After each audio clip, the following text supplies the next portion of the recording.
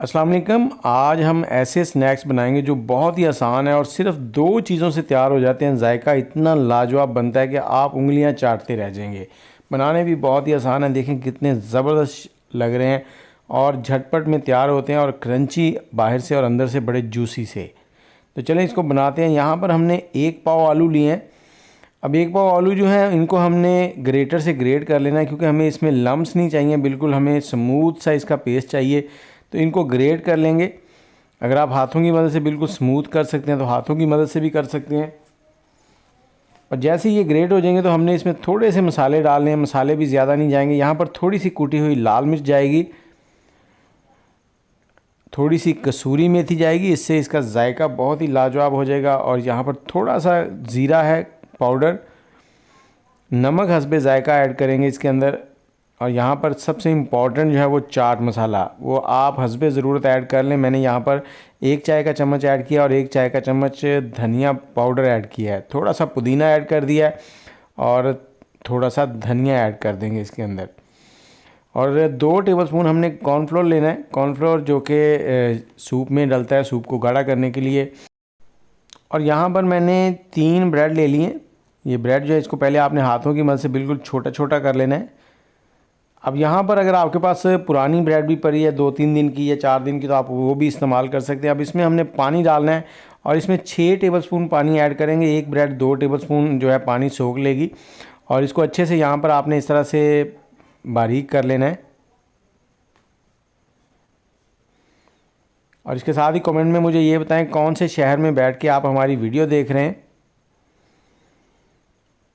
जैसे ये बिल्कुल बारीक हो जाएगा तो हमने यहाँ पर इस पेस्ट को डाल देना है बाकी चीज़ों के अंदर। अब यहाँ पर इन सारी चीज़ों को अच्छे से मिक्स कर लेना है। और अगर आपको ये जो बैटर है ये थोड़ा पतला लगे तो आप इसमें थोड़ा सा कॉर्नफ्लोर और ऐड कर लें, तो कुछ इस तरह का बैटर बन जाएगा। अब हमने किसी भी शेल्फ़ के ऊपर या जो भी चीज़ हम इस्तेमाल कर रहे हैं उसके ऊपर हमने थोड़ा सा ऑयल ग्रीस कर लेना है। और जो बैटर है वो इसके ऊपर रखेंगे, हाथों को हल्का हल्का ऑयल लगा लेंगे ताकि हाथों के साथ चिपके नहीं। अब इसकी एक शेप दे देनी है, इसको लंबा सा ब्रेड की तरह बना लेना हमने। और इसके साथ ही अगर आपके बाल टूटते झड़ते हैं, गंजपन का शिकार हो रहे हैं आप, तो हमारा 14 जड़ी बूटियों वाला हेयर ऑयल जो है वो आप मंगवा के इस्तेमाल करें। इंशाल्लाह आपका ये बालों का मसला जो है वो हल हो जाएगा। 03002520 ये हमारा नंबर है, इस पर व्हाट्सएप करें। पहले हमने ऊपर निशान लगा लिए, फिर छुरी की मदद से इस तरह से आपने इसकी कटिंग कर लेनी है।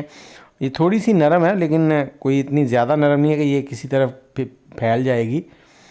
तो और इसकी जो मोटाई आपने रखनी है वो आधे इंच से 1 इंच के दरमियान रखनी है। ज़्यादा मोटा नहीं रखना, ज़्यादा पतला भी नहीं रखना आपने इसको। इस तरह से आपने इसकी कोई भी कटिंग बना लेनी है। उसके बाद आपने ऑयल गर्म होने के लिए छोड़ देना है। जैसे ही ऑयल गर्म हो जाएगा तो आपने ये उठा के इसको ऑयल के अंदर डालते जाना। ऑयल जो है वो फुल गर्म होना चाहिए जब आपने इसको डालना है अंदर। और 3 से 4 मिनट के अंदर ही ये फ्राई हो जाएगी। आप बच्चों को सुबह नाश्ते में दे सकते हैं, शाम के स्नैक्स में दे सकते हैं।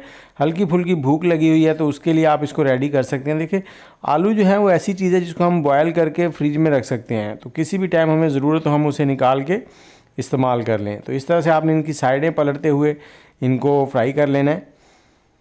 ज़्यादा टाइम नहीं लगता फ्राई करने में। और अब इसका फ़ाइनल लुक आप देख कर जाइएगा, बहुत ही लाजवाब सा फ़ाइनल लुक आएगा। देखें कितना प्यारा लग रहा है। अब आप इसको दही के साथ या फिर केचप के साथ या चाय के साथ ले सकते हैं। इसी तरह से सारे पीसेस जो आपने फ्राई कर लेने हैं यहाँ पर।